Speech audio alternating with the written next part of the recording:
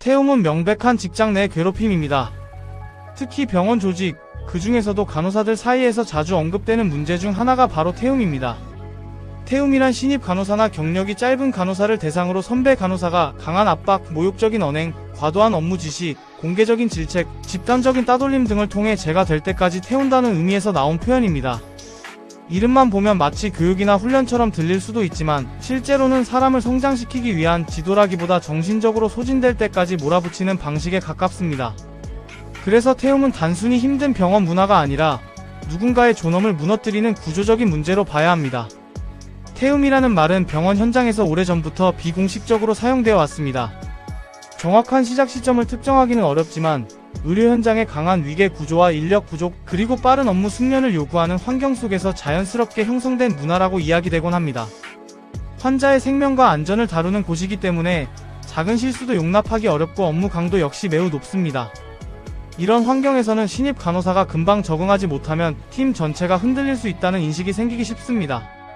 그 결과 선배가 신입을 강하게 몰아붙여야 빨리 배우고 실수를 줄일 수 있다는 논리가 오랫동안 정당화되어 왔습니다.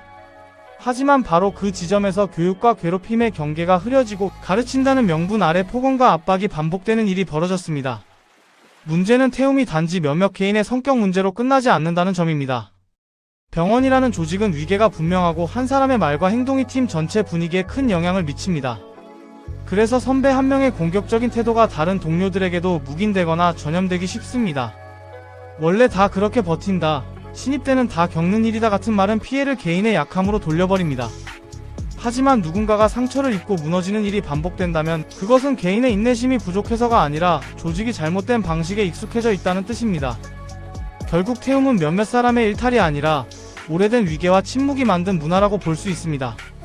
시간이 흐르면서 태움 문화는 점점 사회적인 문제로 드러나기 시작했습니다. 여러 사건과 내부 고발을 통해 간호사들이 겪는 심리적 압박과 집단적인 괴롭힘이 알려지면서 태움은 더 이상 병원 안에서만 통용되는 관행이 아니라 명백한 직장 내 괴롭힘이라는 인식이 널리 퍼졌습니다. 공개적인 망신 주기, 사소한 실수에 대한 과도한 질책, 근거 없는 인신공격, 특정인을 배제하는 분위기 등은 모두 교육의 범주를 넘어섭니다. 특히 병원은 환자 안전이 최우선인 공간이므로 직원이 위축되어 있거나 두려움에 사로잡혀 있다면 오히려 실수가 늘어날 수 있습니다. 즉, 태움은 사람을 단련시키는 것이 아니라 오히려 업무 집중력을 떨어뜨리고 의료의 질까지 해칠 수 있습니다.